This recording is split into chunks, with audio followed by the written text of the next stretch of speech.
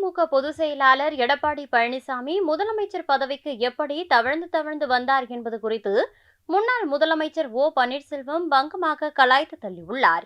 அது குறித்து இந்த பதிவில் பார்க்கலாம். இவர் ஆட்சி பொறுப்பேற்று முதலமைச்சர் என்ற பொறுப்பு, நாதே முதலமைச்சர், நாதே பொதுச் செயலாளர், எல்லா பதவி இவர் தலைமையில் நடைபெற்ற 8 தேர்தல்கள் அவர் தோல்வியடைந்திருக்கிறார். கொங்கு பெல்ட்டில், கொங்கு மண்டலத்தில் 66,000 வாக்குகள் வித்தியாசத்தில் இரட்டைகளை தோற்கப்படுவதற்கு காரணம் திரு எடப்பாடி பழனிசாமி தான் என்பது இன்றைக்கு வரலாறு ஆகிவிட்டது. கேவலம் திரு எடப்பாடி பழனிசாமி அவர்களே, உங்களை முதலமைச்சர் ஆகியது யாரு?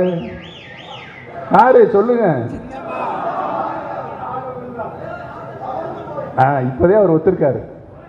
எப்படி ஒத்துக்கிட்டாருன்னா, அவரு தவழ்ந்துன்னு அது எதுக்கு அடி போடுறாருன்னா, இவர் தவழ்ந்து கீழே இருந்து படிப்படியா முன்னேறி வந்தாராம்.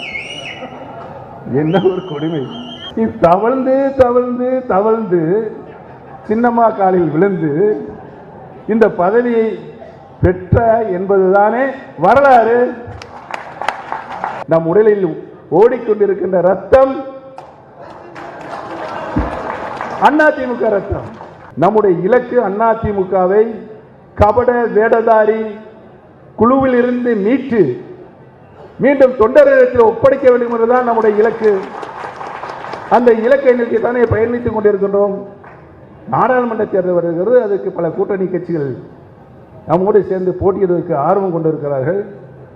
அதற்காக நம்முடைய கட்டமைப்பு உருவாக்கப்படும் ஒரு கட்டாய சூழ்நிலை ஏற்பட்டிருக்கிறது.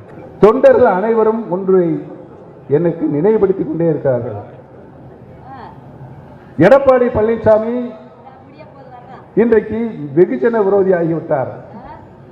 பொதுமக்களும் அவரை விரும்புவதில்லை, கட்சி தொண்டர்களும் அவரை விரும்புவதில்லை. ஏனென்று சொன்னால் அவருடைய நடைமுறை, பாவனம், ஒரே இலக்கு, இது எப்படி சம்பாதிக்கலாம் அது மட்டும் இருக்கு.